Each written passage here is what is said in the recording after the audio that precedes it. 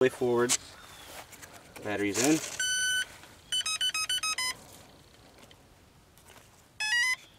Alright, that last little blurb there is confirmation that we have a bind. I'm going to check the flight controls. Right, left, up, down. Now I do have rudder installed, right, left, but I'm not going to use, I hardly ever use rudder anyway, and I'm not going to use it, especially on the, like a little bit of aileron chatter there. I'm not going to use it on the landings because you guys that are flying the thing pretty much stock, like I said, that's who I'm wanting to help out. You probably don't have rudder set up on yours, so we're going to fly it without rudder and just make sure that we're doing it like you would. All right, check the throttle. Plenty of power. All right, now here's how I hold the plane. Let me get over here in the light. You see everything all right? All right, I put my thumb here. These two, middle finger and ring finger over here. Index finger just behind the leading edge. And my pinky, I just kind of stick it up here on the skid plate just to hold the plane steady. So this is how I hold the airplane when I launch it. Just like that. And then when I throw it, two things you want to do. When I throw it, I throw up at an angle and push up with my arm as I do. You get my arm in this too? And push up with my arm so that it climbs out nice and easy, and I throw it and I let go as it's going, but keep my arms straight. One of the things you gotta be careful of, I noticed a lot of guys talking about torque rolls on takeoff. I've rarely experienced anything like that, maybe just a little bit of a dip. One of the things my brother fortunately had happened to him a long time ago, and he saved his airplane, because he's good, and yeah, that's who's filming this. But we watched the video back in slow-mo and found out why his plane went into a sharp left bank turn on launch. Is because when he was trying to get down to the transmitter, he did it a little too quick and his thumb actually pushed. I saw his hand go like this. And when you're throwing the plane and you're trying to get down to your transmitter, well, don't flick your wrist, because what happens is now you've made the airplane go into a left turn, not the airplane. So a good practice technique, which we discussed in the shop, like I said, is just have everything. You don't even have an airplane, don't even have to have your transmitter on, but put it on you and practice going like this. Look straight forward at some point on the wall and go like this, and open your hand as you stretch your arm straight out, and then bring your hand down to your transmitter. Practice coming down to your transmitter and getting onto the sticks without looking at the transmitter. You don't ever want to be looking down, especially on a launch. So I'm going to give you an example how we do this.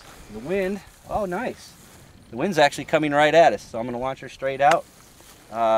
Do some left to right passes. We'll see what the wind's doing on landing. So here we go.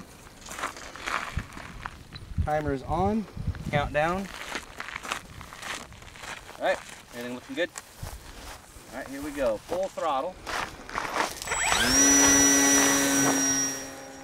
There you go. That was perfect. Just a little bit of a left dip, which is normal. Climb on out. Now I'm going to come down for a little left to right pass here. Down about half throttle in the dive. Full speed.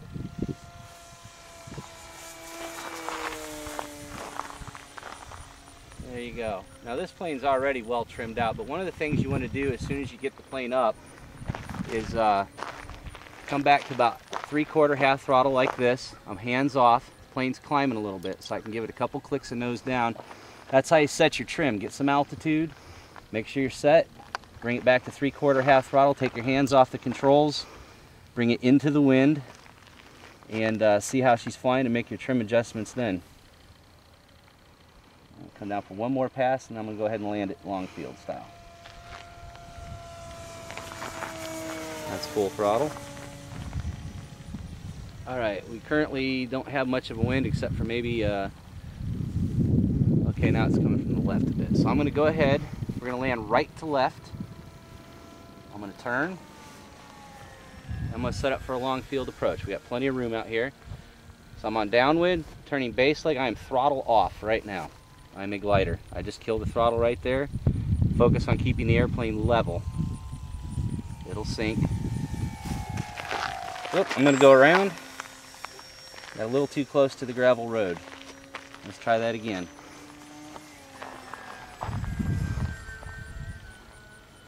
Okay, Now I'm throttle off, just as I turn base leg. Let me go out just a little further here.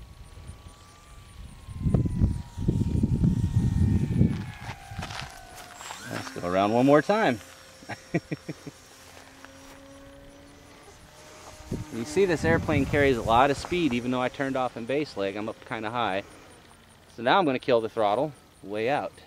I'm dead stick. I'm going to drop the altitude so I can get some good slow down here in the flare. There we go. That's what I'm talking about. Okay, so there's a good example. I mean, in this situation here, we're kind of limited on landing space. I don't want to slide across the gravel and have to do some more work. So a couple of go-arounds, but that time I brought the airplane down a little lower. You don't want to be up too high. I sometimes have a bad habit of doing that. So when I kill the throttle and turn in, I'm carrying a lot of smash and even in a glide. So bring it down just below treetop height, about 20 feet, 15, 20 feet. Kill the throttle, go into your turn. The plane's got plenty of speed. I killed back to about half, I think it was half throttle as I went by. And then as I got past me, then I started slowing it down. As soon as I went to the turn, I killed it. So that's a long field. Now we're going to do a short field. So we'll go ahead and pause it and reset for that. Okay, airplane's good. Checked it over. Nothing's missing. My brother pointed out something that I messed up in the last video there. When I was talking about finger placement, again, thumb here, index finger behind the trailing edge. I said leading edge, evidently. Middle finger, ring finger here on the side. And I just put my pinky right here under the scoop. Okay, this time I'm gonna do the same thing, launch, go out, but I'm actually gonna kill the throttle as soon as the plane gets in front of us. I'm gonna come in about 15 feet, kill the throttle, and do a sharp turn and bring it right back over and hopefully put it down right in front of us nicely. All right, so here we go. Timer's still going, 2.5 minutes left. Full throttle.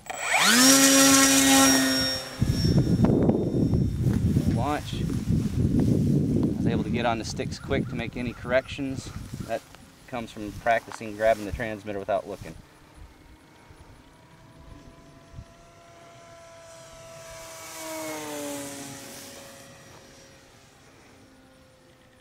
All right, this will be our final pass. I'm going to do another right to left, but for landing. But now I'm going to come back 3/4 throttle. Throttle management is extremely important. Never take your hands off the throttle. Okay, that's half, and throttle off right there.